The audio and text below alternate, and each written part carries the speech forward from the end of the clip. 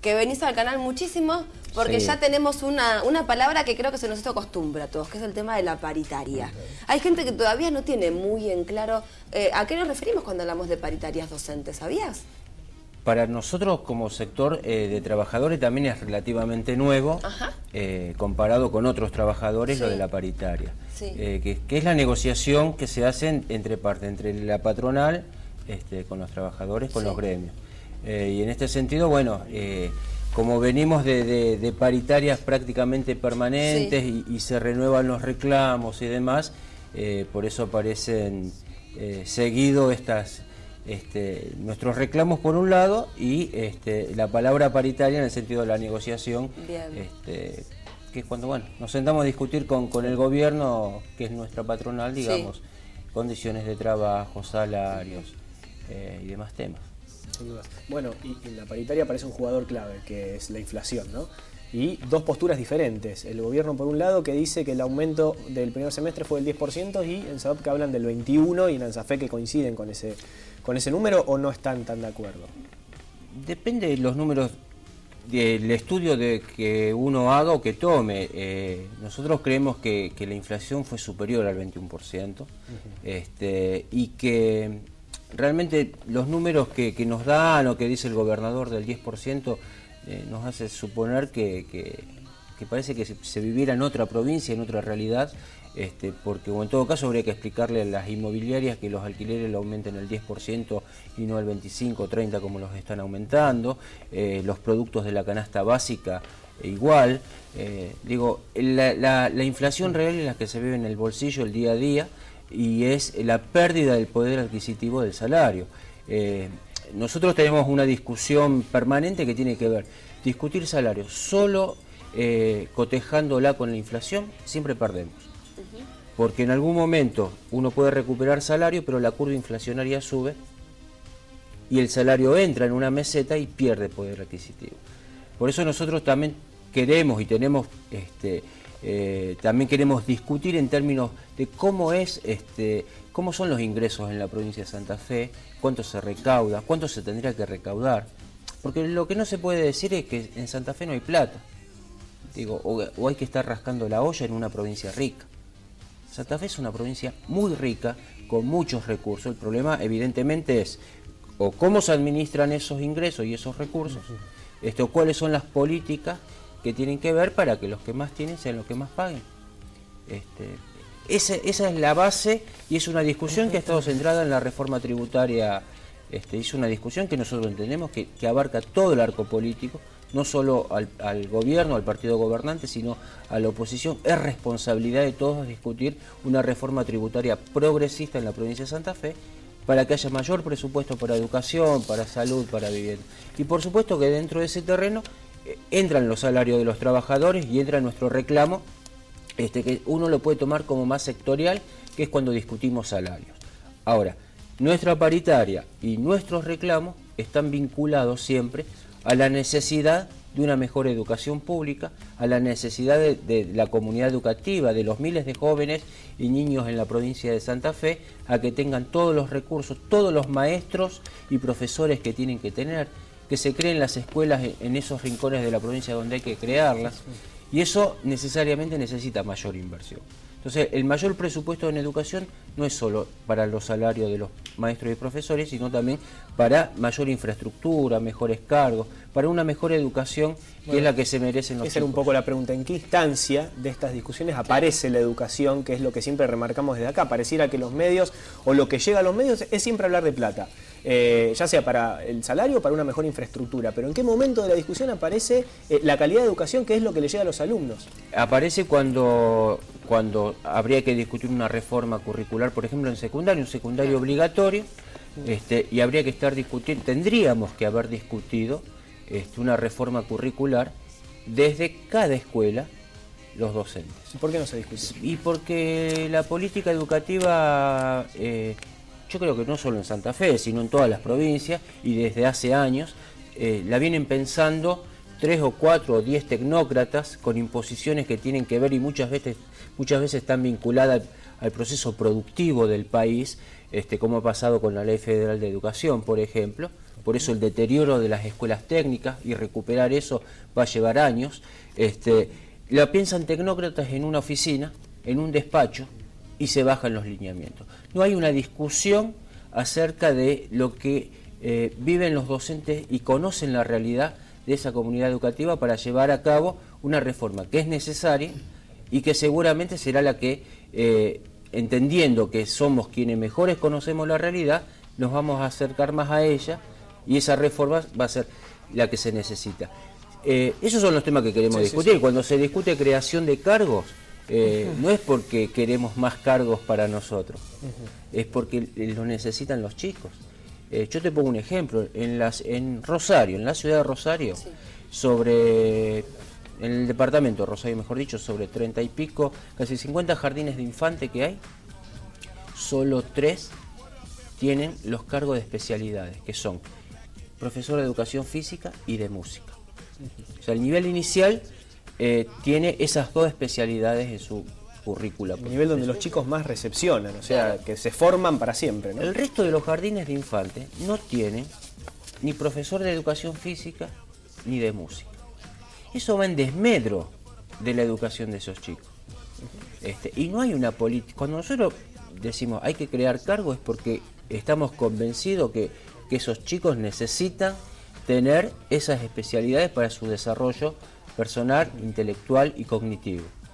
Cuando decimos que hacen falta cargos de profesores para determinadas asignaturas, porteros, preceptores, secretarios en las escuelas, es porque esa función la terminan cumpliendo muchas veces el personal directivo y no se pueden dedicar a lo pedagógico, entonces eso va también en desmedro de la educación o de la calidad educativa que necesitan, o del acompañamiento que necesitan los profesores.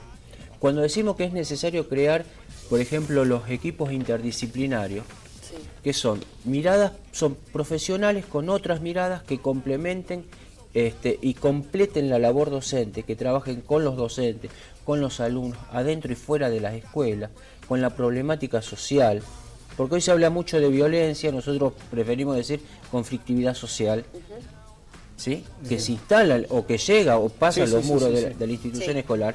Bueno, eso debe tener un abordaje multi-interdisciplinario. Lógico.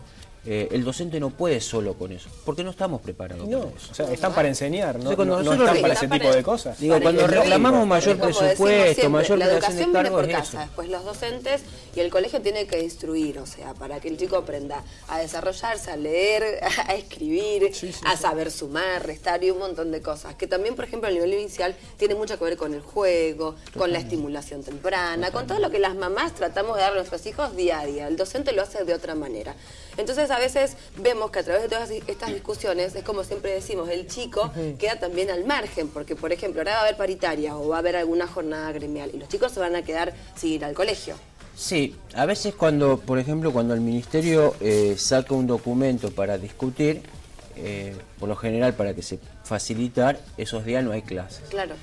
Nosotros en esta instancia, para discutir un documento gremial, que a la vez es discutir documentos ministeriales, y contrapropuesta que se van a llevar a la paritaria y a la asamblea de la semana que viene, decimos jornadas gremiales, donde para facilitar en cada institución, para poder organizarse, se desafecten las primeras 2 horas del turno mañana, del turno tarde las 2 últimas, en el turno vespertino y noche, y como sabemos que están los actos del 17 de agosto, dar también flexibilidad. O el viernes, mañana viernes, o el día martes que se puedan realizar. Eso depende de cada institución, digamos. Eso depende de la organización de cada institución. O viernes 17 o el martes 21. Y eso, digamos, para facilitar y poder discutir. Cuaderno de comunicaciones ahí directamente. Y se va a comunicar en el caso, de la primaria o en el nivel medio, también verá cómo se acomoda. Y por otra parte, nosotros el día miércoles 22... vamos a estar haciendo una concentración con los delegados de escuelas en la sede ministerial en reclamo a todo el pliego reivindicativo y fundamentalmente lo que entendemos que debería abrirse, que es la discusión por la paritaria salarial, que es lo que hoy está siendo negado o con algunos argumentos como que la inflación no superó el 10%, se está negando o no se quiere dar como corresponde, y que es un poco respetar lo que se firmó en el mes de marzo.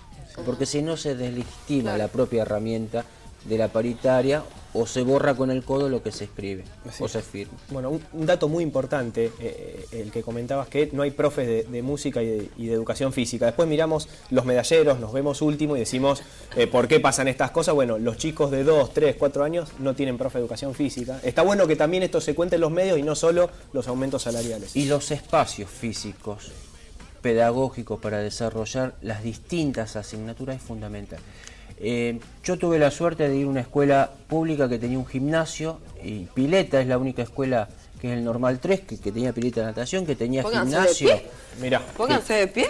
Yo también fui Normal 3. Y había un desarrollo en las clases, teníamos 2 veces por semana educación física. Y había un desarrollo en distintas disciplinas. Pero si las escuelas no tienen los espacios... ¿No empezó a pasar que, por ejemplo, con la educación física, el profe iba, tiraba una pelota en el medio y se quedaban leyendo el diario? ¿No empezó a pasar que, digo, y también con esto quería preguntarle algo, ¿cómo ve el tema de la vocación de los docentes? Se perdió un poco esas ganas de dar clases, esas ganas de contar lo que uno sabe, transmitírselo al chico. Yo entiendo todo el reclamo laboral y eso, pero del otro lado hay un deseo realmente de los docentes, de los profesores de dar clases. Mira, yo creo que sí, porque el que elige el oficio de ser docente, que es transmitir los conocimientos que va adquiriendo también a lo largo, porque es una profesión y un oficio, como digo yo, que uno permanentemente va aprendiendo cosas, inclusive Exacto. de los propios alumnos. Esa vocación existe. Ahora, eso no quiere decir que porque exista vocación uno no se asuma como un sujeto trabajador que tiene derechos, así como tiene obligaciones, tiene derechos. Y en esos derechos, yo como trabajador docente considero que tengo que vivir bien, que ganar lo suficiente como cualquier otro trabajador en otra rama. Entonces, porque a veces en lo discursivo se intenta decir no hay vocación o el apostolado, que son viejos preceptos de mandatos sociales de otros siglos. A partir de asumirse el trabajador docente como eso, como un trabajador asalariado, que cobra un salario y que cumple su función, su oficio, su rol en esa relación que es con el alumno, aparecen el reclamo por los derechos. Lo del profe de educación física es un clásico, es una percepción, así como dicen que los de música tenemos No, pero no es una percepción. Cualquiera que esté mirando ahí, le ha pasado que en el colegio secundario el profe de educación física depende mucho del docente. Los 2 primeros meses daba clase y ya desde el tercer mes tiraba la pelota en el medio. Sí, ocurre en todas las profesiones. Yo creo que en todos estos últimos años, por ahí, lo que hemos generado con esta narcotización, ¿no?, de los medios de comunicación, de hablar de paritaria de docente, de ver nada más que los reclamos, es como que también hemos dejado de lado la persona, la figura del docente como ser humano, que es por ahí lo que se manosea y se ensucia. Yo creo que estudia docencia, el que realmente quiere ser docente de grado, de nivel inicial, de lo que fuera, tiene algo más para dar a esos chicos que nosotros depositamos con tanta confianza. Sí. Habría que buscarle la vuelta como para que esto no ensucie la figura del maestro y lo que realmente tenga que solucionarse en el gobierno sea quizás un poco más cuidado.